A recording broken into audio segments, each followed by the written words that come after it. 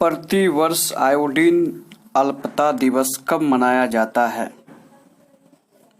21 अक्टूबर को। जी, मनाया क्यों जाता है?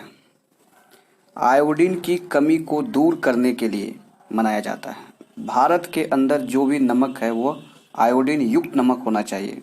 जी, इमेज में दिखाइए थोड़ा सा, देखिए।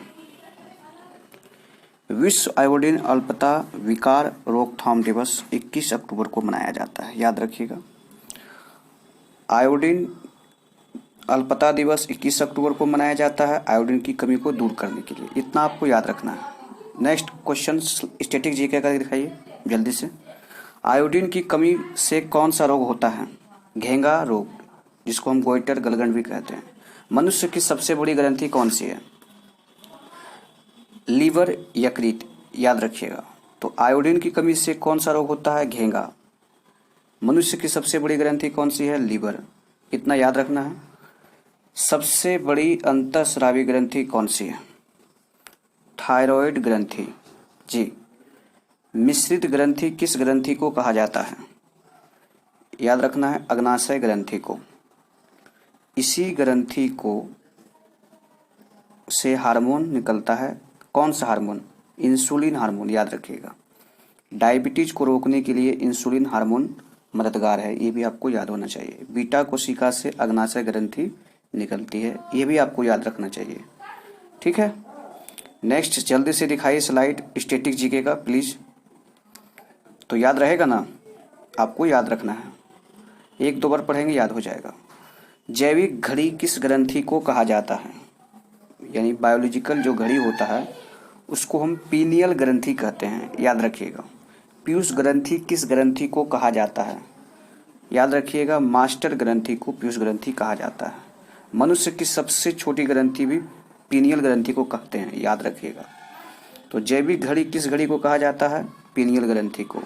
पीनियल ग्रंथि को ही मनुष्य की सबसे छोटी ग्रंथि है, याद रखिएगा। भारतीय अंतर्राष्ट्रीय फिल्म महोत्सव IFFI का 52वां संस्करण किस राज्य में आयोजित किया जा रहा है? 52वां अंतर्राष्ट्रीय फिल्म महोत्सव का आयोजन गोवा में किया जा रहा है, याद रखिएगा। जी, गोवा पहला रेबीज मुक्त राज्य भी बन गया है, ये भी आपको याद होना चाहिए। गोवा पहला राज्य है जो हर घर जल योजना में भी पहला राज्य है। ये सिग्मो उत्सव यहाँ ही मनाया जाता है, गोवा में। 51वां अंतर्राष्ट्रीय फिल्म महोत्सव गोवा में ही मनाया गया था, और 52वां भी। और इमेज में देख सकते हैं ये गोवा एकदम तनिक सा गोवा है, नीचे में देखिएगा। और आप देख सकते हैं ये फिल्म महोत्सव है 52वां। तो आपको याद रखना है कि 52वां फिल्म महोत्सव जो हो रहा है, अंतर्राष्ट्रीय फिल्म महोत्सव, वो गोवा में हो रहा है। 51वां भी गोवा में हुआ था, और गोवा पहला रेबीज मुक्त राज्य भी बन गया। गोवा पहला राज्य है जो हर घर जल योजना में है, और सिग्मो उत्सव यही मनाया जाता है। भारतीय अंतर्राष्ट्रीय फिल्म महोत्सव का फोकस कंट्री या देश कौन है? बांग्लादेश। जी। सिग्मो फेस्टिवल किस राज्य में मनाया जाता है? अभी मैंने बताया गोवा में मनाया जाता है। तो आपको याद रखना है, गोवा आ लिखा गया, सॉरी, गोवा में मनाया जाता है। और भारतीय अंतर्राष्ट्रीय फिल्म महोत्सव बांग्लादेश फोकस कंट्री है। गोवा क्या उपनिवेश था? बहुत इंपॉर्टेंट है, पुर्तगालियों का ये उपनिवेश था। भारत में प्रिंटिंग प्रेस और तंबाकू की खेती की शुरुआत किसने की? तो याद रखिए, ये भी पुर्तगाल थे, यूरोपियन देश पुर्तगाल। यह यूरोपियन देश पुर्तगाल भारत में सबसे पहले आए और सबसे अंत में गए थे, ये भी आपको याद रखना है। नेक्स्ट वाला स्लाइड जल्दी से दिखाइएगा प्लीज, जल्दी से दिखाइए नेक्स्ट वाला स्लाइड स्टैटिक जीके का, जल्दी कीजिए, लेट करते हैं बहुत। अच्छा, ये क्वेश्चन आ गया। हाल ही में खबरों में रहा डेबरीगढ़ वन्यजीव अभयारण्य। डेबरीगढ़ वन्यजीव अभयारण्य किस राज्य में स्थित है? उड़ीसा में, याद रखिएगा। उड़ीसा में ही हीराकुंड बांध है दोस्तों, इसी बांध के पास यह वन्यजीव अभयारण्य स्थित है।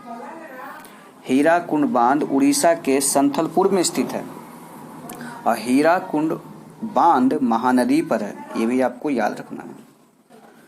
आप देख सकते हैं ये उड़ीसा है मैप में, ठीक है, और ये है वन्यजीव अभयारण्य डेबरीगढ़ वन्यजीव अभयारण्य। तो याद रखना होगा, डेबरीगढ़ वन्यजीव अभयारण्य कहाँ है? उड़ीसा में है। उड़ीसा में हीराकुंड बांध है, यहीं पे वन्यजीव अभयारण्य स्थित है और हीराकुंड वन महानदी पर है। भीतरकनिका नेशनल पार्क कहाँ है?